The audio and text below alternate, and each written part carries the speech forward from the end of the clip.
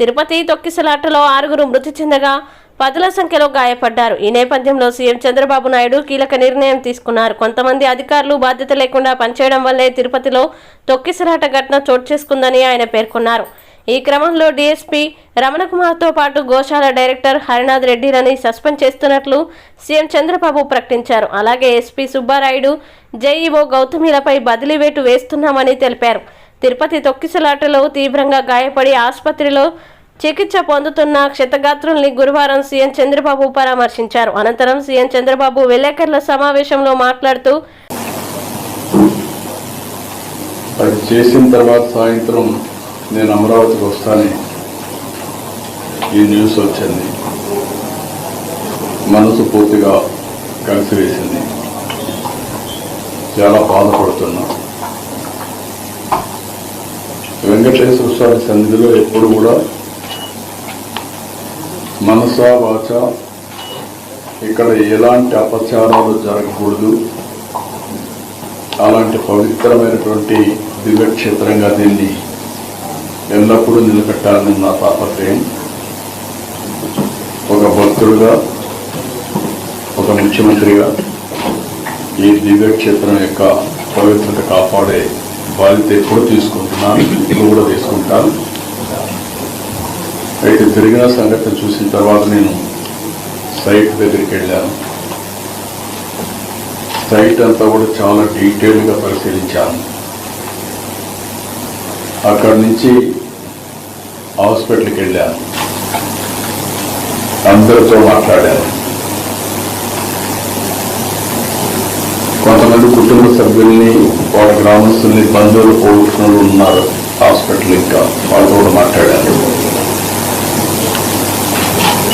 తర్వాత వచ్చి ఆఫీసులో కొంత సమీక్ష చేశాను.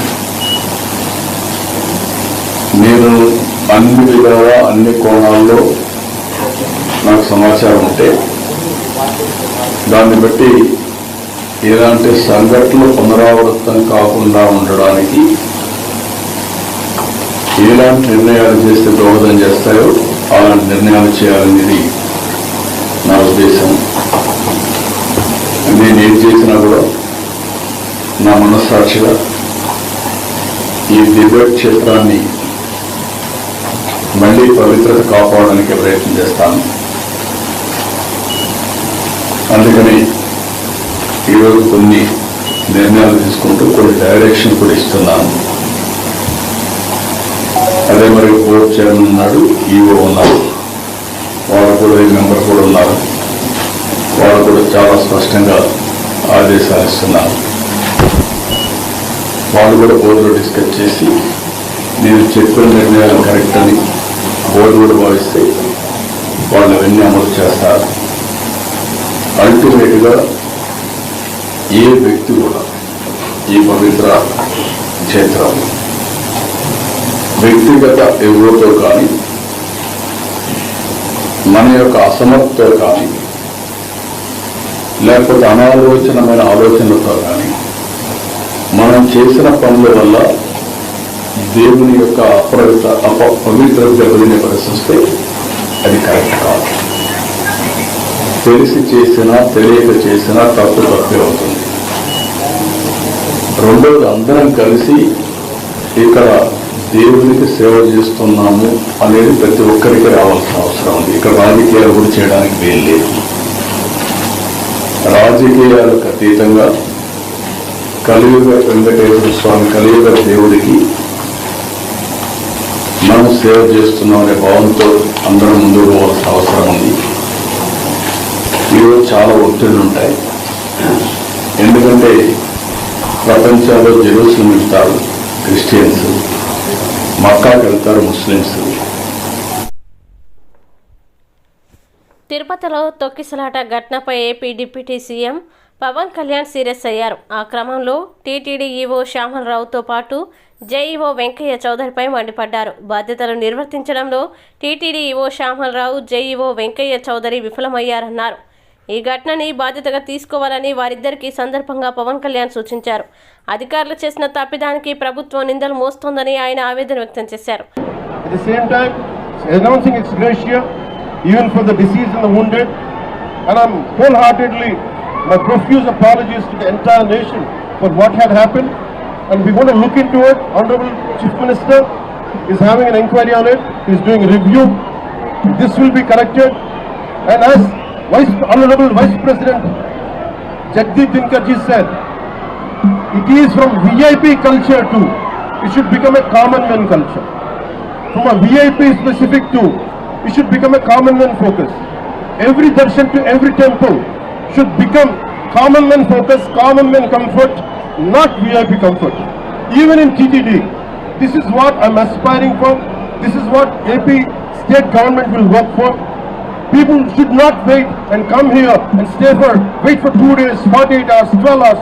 This practice has to go.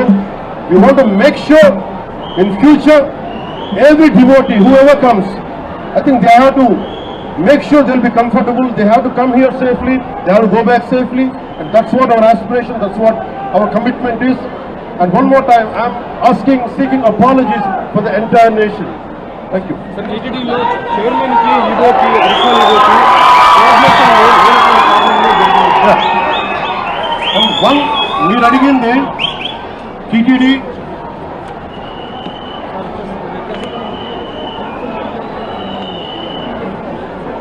చిన్న గ్యాప్ అంటే నాకు ప్రాథమికంగా TTD ఈఓ గారికి, అడిషనల్ ఈఓ గారికి, వీరికి పాలకా మండలికి గ్యాప్ ఉందనేది చెప్తా ఉన్నారు. అది నేను ప్రజలందరిలో ఉంది. ఇది ఎందుకు ఉందనేది గత 2-3 వారాలుగా నేను వింటా ఉన్నాను. This will be corrected. అది ఎందుకుందో నేను ఇలా మీరు అడిగిన వెంటనే నేను తప్పని చెప్పలేను. కానీ బట్ ఈ రోజున మాకు బాధ్యతలు, మేము డిప్యూటీ సీఎం హోదాలో ఉండి ఇది నా కింద రాకపోయినప్పటికీ క్షమాపణ ఎందుకు చెప్తున్నామంటే వీఆర్ హెడింగ్ ద గవర్నమెంట్. మేము బాధ్యత తీసుకుంటున్నాం. We're not running away, we're not escaping. We will make sure whoever is responsible, stern action will be taken on them. గత ప్రభుత్వంలో ఉన్నటువంటి నియమించిన ఐఏఎస్ వీరబ్రహ్మ కానీ గౌతమి కానీ అలాగే మున్సిపాలిటీ ఇంకా కీలక పాత్రలో ఉండడం వల్ల కూడా ఇంకా కీలక పాత్రలో ఉంటున్నారు, కొనసాగుతున్నారు. గత ప్రభుత్వంలో ఇది చాలా లోతుగా జరగాలి. వన్ ఆస్పెక్ట్ ఇస్, ఒక సంఘటన ఏంటంటే was it done it on purpose. ఇది కావాలి ఉద్దేశపూర్వకంగా చేశారా ఆ కోణం కూడా చూడాలి. ఎందుకంటే నిర్లక్ష్యం కావాలని వహించాలి. ఎందుకంటే నాకు ఇప్పుడే అనిపిస్తాం, నేను వచ్చి ఈ రోజున పోలీసుల గురించి మాట్లాడుతూ ఉంటే ఒక్కరు బాధ్యత తీసుకోవట్లా. ఇంత సజావుగా మాట్లాడుతుంటే నేను బాధ్యత తీసుకొని నేను అరిస్తే తప్ప పోలీసులు యాక్ట్ చేయట్లేదు. Is it done on purpose? Then I have to look into it. I'll convey to DGP garu. And especially when a disaster happens, the first aid should come out. How come police are the first responders? How come police haven't reacted? This has to be looked into. And there are police who stood out. There are police who didn't stand up, who didn't take responsibility. Investigation is the Honorable Chief Minister is looking into it. This is my first response.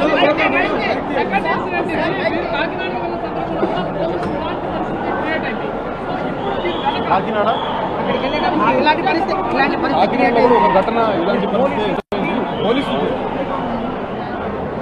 పోలీసుల తీరు మారలేదు.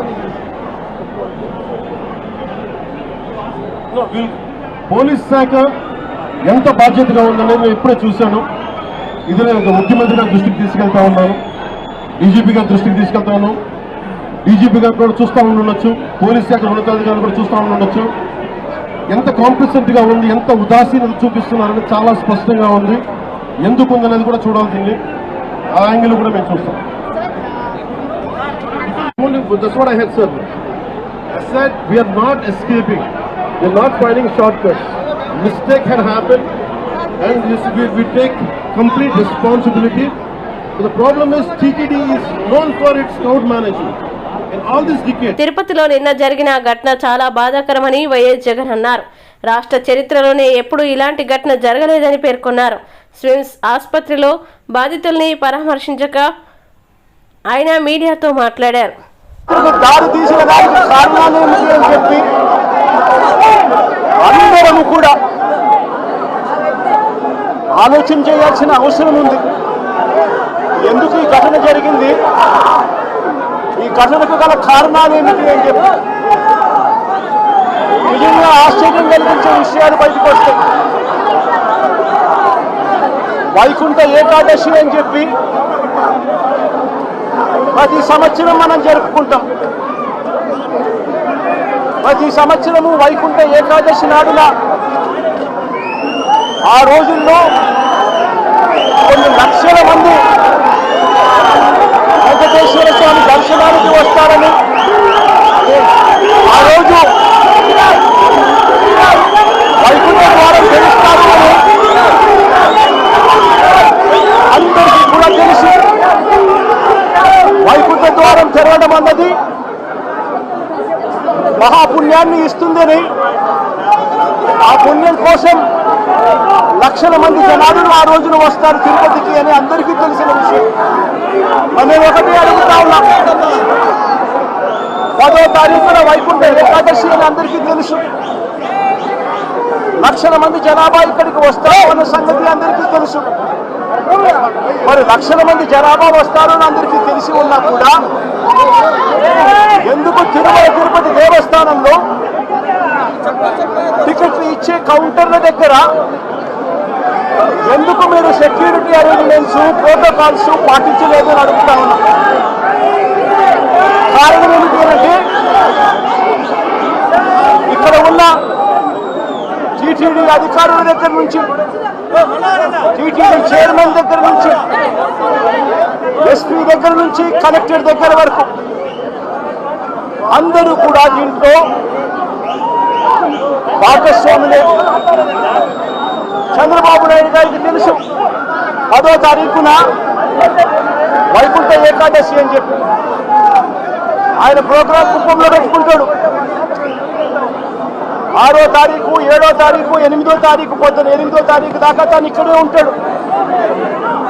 ఆయన కుప్పంలో ఉన్నాడు అని చెప్పి మొత్తం police department, ఈ జిల్లానే కాకుండా పోలీసులు అందరూ కూడా చంద్రబాబు నాయుడు గారిని ప్రసన్నం చేసుకునే దానికోసం కొట్టుకుపోతారు. 6వ తారీఖు, 7వ తారీఖు, 8వ తారీఖు మధ్యాహ్నం దాకా చంద్రబాబు నాయుడు గారు ఇక్కడే ఉంటారు.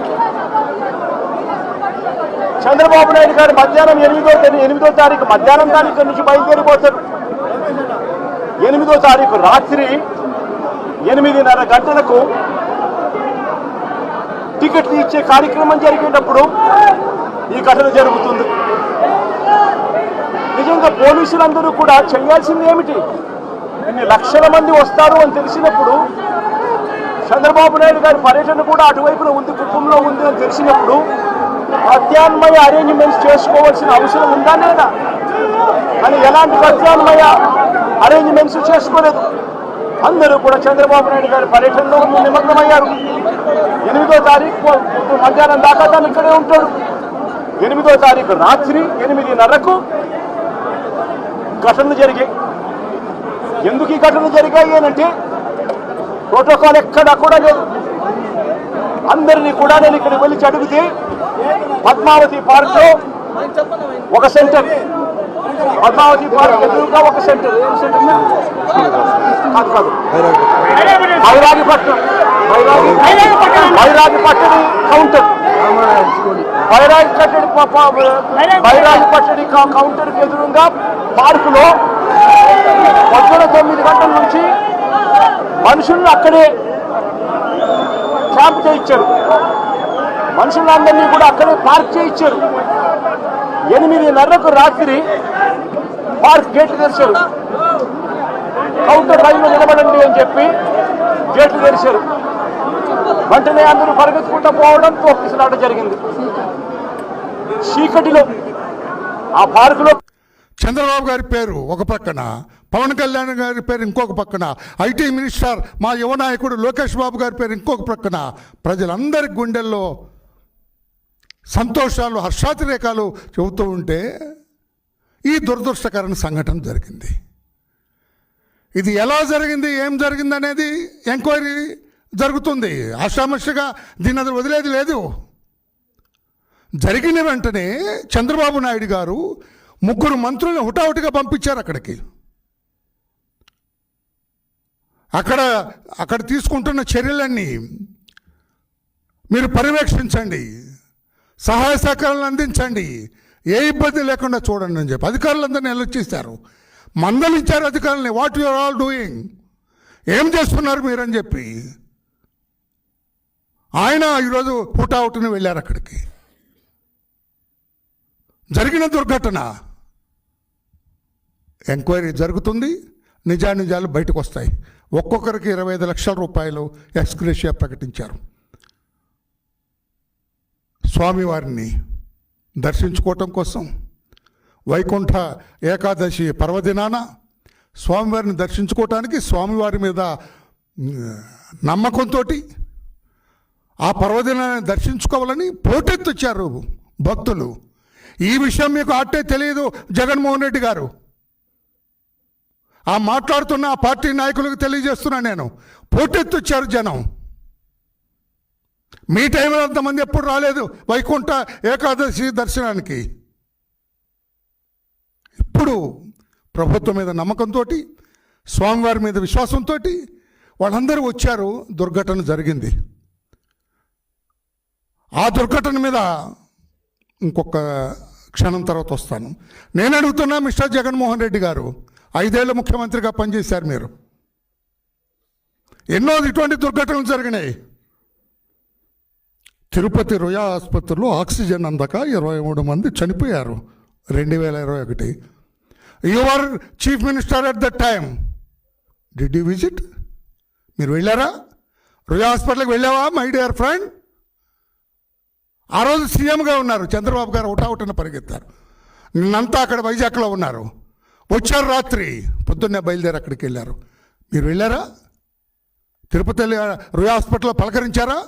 ఇప్పుడు ప్రతిపక్షంలో ఉన్నామని ఎక్కడ శవం కనపడుతుందా, ఎక్కడ డెడ్ బాడీ ఉంటే డేగలాగా వాళ్తున్నారు.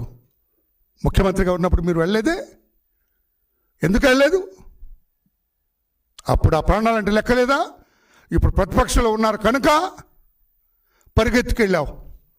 అదే చెబుతున్నా, 2019 సెప్టెంబర్లో మీరు ముఖ్యమంత్రి అయిన కొత్తలో కచ్చలూరులో బోటు ప్రమాదానికి 23 మంది చనిపోయారు. మీరు వెళ్ళి పరామర్శించారా? మీరు ముఖ్యమంత్రి కదా ఆనాడు మిస్టర్ జగన్. ఏడుకొండలవాడ వెంకటరమణ స్వామి రక్ష రక్ష సర్వ జగత్ రక్ష. మీ మీద, మీ ప్రసాదాల మీద కూటమి నాయకులు చేస్తున్న కుట్రలకు సామాన్య భక్తులపై కోపం ఎందుకు స్వామి?